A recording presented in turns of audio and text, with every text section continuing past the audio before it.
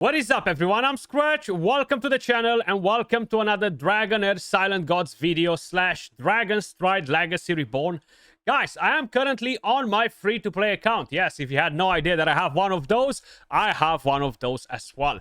In today's video, I'm going to talk about the best characters to invest in. We're going to talk about dungeons. We're going to talk about progression. We're going to talk about scrolling characters. All of that important stuff. Now, I was thinking maybe to make a guide on how to farm the Grave of Venom. The thing is, it's not very important to farm the Grave of Venom right now, and that is mainly because you're getting weapons and helmets from that dungeon, while you are getting a lot of them from just playing the game. And I feel like it's more important to farm a bit the Grave of Curse and the Grave of Rot. But we're going to discuss a bit about that in a second too. We do have this amazing heroic journey, guys, that will give you some of the best characters in the game for free. So you're gonna get Sigrid, which is insane in the Goblin, especially if you pair her with Voresh, which you're getting from the Grave of Curse stage 2, which are extremely easy to beat and to get these champions. I mean, even a person that touches these types of games for the very first time will be able to defeat these easy stages, right? Voresh is massive for the Grave of Curse. You're getting Catherine, which is massive for the Grave of Rot. Now, Sigrid is massive for the Grave of Rot because you need to bring in heal reduction. And you're gonna get, of course, Yola from defeating the Feymander Corridor stage 20, which is an amazing character all around because she's going to bring the decreased attack. She's going to bring attack penalty. She's going to bring the silence, sorry, and it will work very well in dungeons because she multi-hits with this skill if you're using an artifact to apply the defense down. Plus, not to mention that you're getting the best tank in the game on day 2. And that's not Horus, that is actually Garius. So from your daily login at the event, daily check-in, you get Garius on day 2. That should be the very first epic hero in the game that you are actually skilling up. I just finished skilling up mine now because I've got some more scrolls from the Feymander. The first rare to scroll up as well is going to be Sigrid, guys, okay? I'm done with her as well. Then I'll decide later on who exactly I'm planning to work and stuff. This is my free-to-play account. I have 4 legendaries so far. I'm quickly going to explain you exactly what I've done.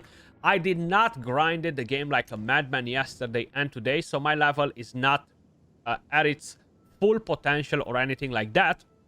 But talking about the summons, I've done 20 summons on this banner, okay? I got a guaranteed legendary, which was Donella, and then everything else is going into this banner. I'm not sure if we're going to be able to get to 300 summons as free-to-play. But you know what? I'm definitely going to give it a go and see. Every single day, I would recommend you, if you are free to play or not, purchase this pack. 800 gems, 10 summons. You're basically saving 200 gems. Like this, you're going to be able to have more summons for this event. So once again, let's hit the 10 pop and maybe bring a good legendary home that can potentially help us in the game. Or thinking about epics, we don't have many left, but I know we got a legendary because I've seen the animation. So hopefully it's going to be something good. Yes, I know a lot of you guys put in the comments, Skratch, I freaking summoned the free legendary. I've got the exact same legendary that you're getting for free on day 2. You know what? I'm extremely happy for it. And I'll show you exactly why. I was just thinking before how much I would love to pull a freaking dupe. You know why? Ooh, we got Questa. Absolutely amazing character as well. Decrease attack, thermometer manipulation. Really good unit. I love Questa. Plus self-healing. But leaving that on the side, why am I happy to get a dupe legendary? So basically, guys, I'm happy because now I can go and purchase a freaking legendary artifact, okay? Which will be absolutely game-changing for my account. So I'm gonna go straight right here to exchange. And I'm going to go straight to Mythical. And I'm going to go straight to the Witch's Remains. And I'm going to go and do straight buy. No second thoughts. My first Mythical artifact is the Witch's Remains. And I'm glad that I've pulled that dupe. Because now that makes my life much easier. Make sure you guys are doing all of the content that will enable you to purchase different goodies. The Fame Ender will allow you to push pretty high. Make sure you are in an active alliance. Currently, I am on a... God knows the name of the server. I will put it in the pinned comment. It has like a weird name. But I can invite you guys with the alliance code to come and join my server if you want to, if you never started an account. Now, before we dive into talk about more things, if you guys want to put your hand on more free rewards, if you want to help and support the channel, head over to the announcement page, bind your invitation code, click on this link, and it will take you to this website right here, guys. You're going to be able to input a code, put code Skratch, and you're going to be able to claim some rewards, okay? Plus, I'm going to be able to give you guys more rewards later on once we're going to reach specific milestones. So go and do it. It might not work directly. They have some issues with the website. You might have to try it on a mobile device, maybe on an emulator or something. But it's worth it because you're going to get rewards as well. So let's go back to basically what I'm doing on my account. But before that, let's quickly do the other summons too, because I need a lot of characters on my account. I need dupe epics to be able to purchase some more artifacts. Perfect. We got one dupe, one non-dupe. So, okay. The main thing is artifacts are extremely, extremely important. Unfortunately, I cannot buy another legendary one because I need 5 more dupes for epics. But what I prioritized from here was the Crown of the Unclean, the only one that I got. Now I regret getting that one because I managed to get a Witch's Remains, but hey, you live and you learn. The next one that I would prioritize getting, the Eyeball of the Giant to boost the damage on my characters. Spiritual Incense Burner is going to be massive because it will help you, especially if you don't have your characters skilled up. So, what do I have in terms of teams at the moment? I am using Alpha Narcy a bit. I still did not use her yet. I haven't used her yet, and I haven't used him yet. But they are pretty good characters. The main thing, I'm prioritizing more epic characters and stuff like that. So, all of these characters are free. 1, 2, 3, 4. Where is she? We have 5 and we have 6. 6 free characters. All absolutely amazing. So she's a very, very good healer. She doesn't put immunity or cleanse. Catherine, on the other hand, she will bring you the immunity, which is good for the Grave of Wrath. But you still kind of like want to use at least two healers in there. Now, if I'm quickly going to go over to my Goblin, I'm pretty convinced that I was only on stage 5. Yeah, only on stage 5. But I was getting so freaking close to take this down easier, right? So now I'm going to basically drop him out of the team. I'm going to bring him in the team. Danch doesn't really have gear, but I do not need him anymore because I have Vorash in there. And I'm gonna try to bring in Rava. Another thing to keep in mind, using your actual main character at the beginning is actually pretty good. And that the reason for it is that you can actually skill it up, okay? And it can deal a bit of damage on the fire form. Nothing insane, but decent, right? So I'm quickly gonna make sure I chuck some gear on them to be able to go and do my magic. So whatever this is, I'm gonna put it on. Get some stats. Maybe I get some attack in here or something. Nope, unfortunately not. I do have, as you guys can probably notice, an artifact, but they are the cheap artifacts, right? Now on Vorash, I'm gonna go and equip this one straight away, and I'm gonna try to get it to the maximum level that I possibly can at the moment. So I'm gonna give him that. She has the gear. He doesn't have gear, so I'm quickly going to give him some gear. I'm gonna move this from Danch because he's not gonna require it, or maybe this is better. No, it's not, so we're gonna give him that, and I'm gonna go for that extra attack. I'll take this from Garius because I do not need it. I'm gonna give some levels to this one, and if I can put in an artifact on him too, maybe something that I might not be using on others, and that's the one from Danch. These are the main artifacts that I prioritized at the beginning, and these are the epic ones. More or less, I would recommend you to do the same because they are some of the best. So I prioritize getting some for damage dealers, etc. But now, because I do have that mythical artifact, because I've got a dupe, things will be completely different. I'm gonna use a potion right here to take me to the next stage, and this team right now should literally take me to the next stage. Even though I do not have any bonuses for Sigrid in terms of elemental affinity or anything like that, it's fine for the moment as long as I manage to move on to the next stage. The thing is, as free to play, we cannot buy the packs that give us stamina because those cost money. There are only a few. You're not getting a lot of stamina from them or stuff like that. But it does help a little bit, especially with progression, leveling up, and all these things, right? But Sigrid is a monster in here. So let me just quickly explain you why I'm showing you this. If you're bringing in Vorash, or if you're even earlier than this stage, bring in a rare character that lands debuffs AoE, goes in front of Sigrid, then Sigrid's main skill will become an AoE and attack everybody with debuffs. When she kills somebody that has a debuff, she will gain ultimate energy, which will allow her to rotate much, much faster, guys. So she will get to basically do a lot of damage versus the enemies in a very quick succession, right? Look at that, bang, she got ultimate energy. And I knew that I'm gonna restart this because I've got the artifact and I've got a couple of upgrades in terms of gear, right? So this will now allow me to move on to the next stage. And right here is more or less the same story. You don't need a healer in here. I'm using him as a tank because he can do a bit of damage. Nothing crazy, but at least he can put in a bit of work. You can always use a different character if you're running with a Necrosis, which probably a lot of you guys do. The good thing is that you bring 3 of them in and you're getting this orb. This can tank for you and deal damage at the same time, right?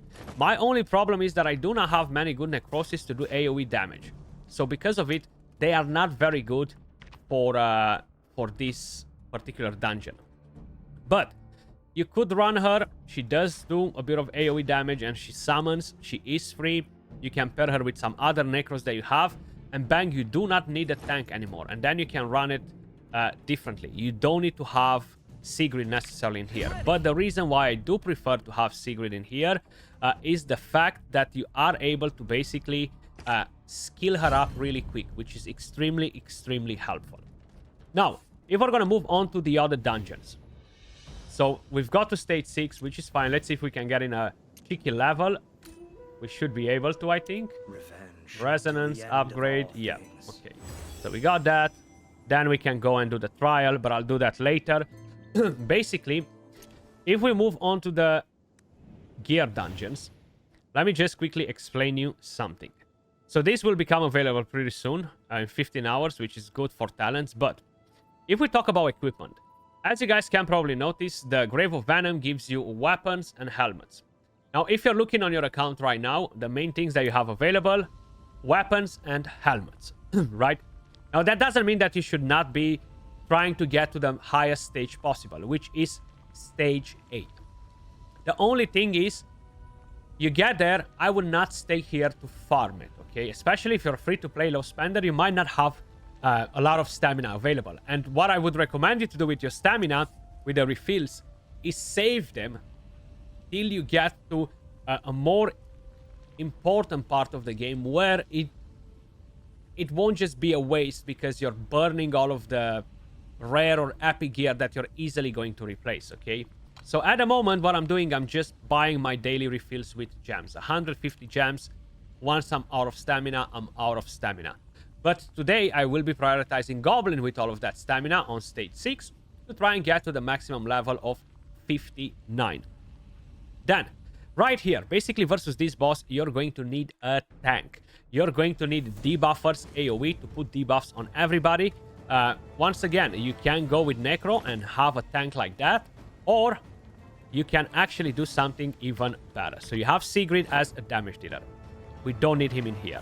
You have Estelle as a healer, okay? You have Garius as a tank.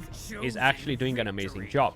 You bring in Vorash as an AoE debuffer that normally should go in front of your Sigrid, and then Sigrid will deal AoE damage and hit the wasps, right? So this is a full team that's ready to rumble. Then you can as well bring in one of the two options.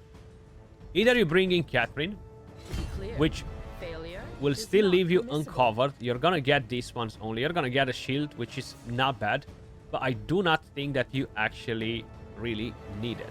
Or you can take Estelle out, keep her in, and on top of the other characters that you have, you can bring in Yola.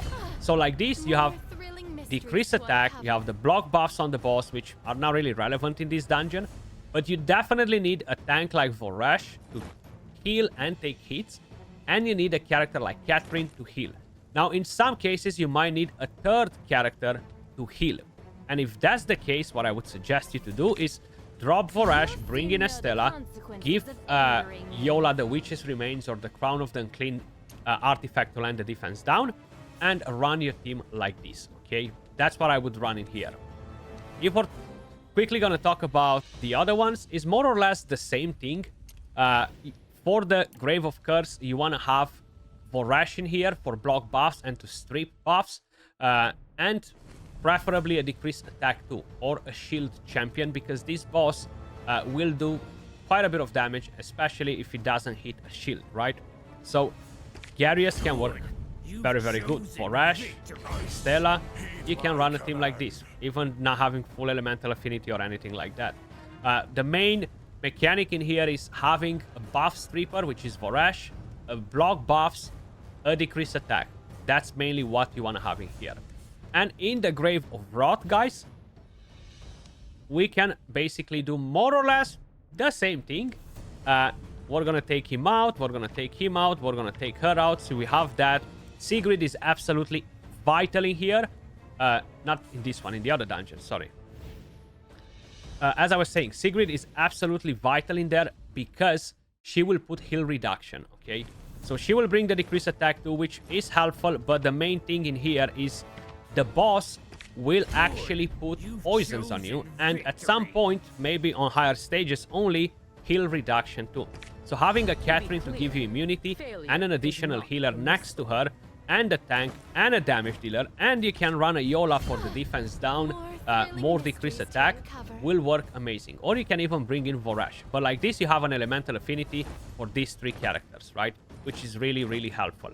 Or maybe that elemental affinity thing that might not even exist anymore at the moment, because we haven't unlocked that part in the game yet. So maybe elemental affinities do not matter at all at the moment, actually. Which, hey, is even better. But these are the teams that I would run in these dungeons. Of course, use the best characters that you possibly can in the Feymander to progress as high as possible, because this gives you tons and tons of rewards. Gems, scrolls, that's the most important thing. Scrolls, scrolls, scrolls. That's all for this video, guys. I just basically wanted to share all of this with you. Let me know how is your progression going so far. Are you free to play? You're a low spender? You're a dolphin, whale, kraken, or a Cthulhu? Either way, do not forget, if you want to help and support the channel and you want to get more free rewards in Dragonheir Silent Gods, use code Skratch on this page right here, and you're going to be able to claim some freebies. Much love, and I will catch you all in the next one. Peace.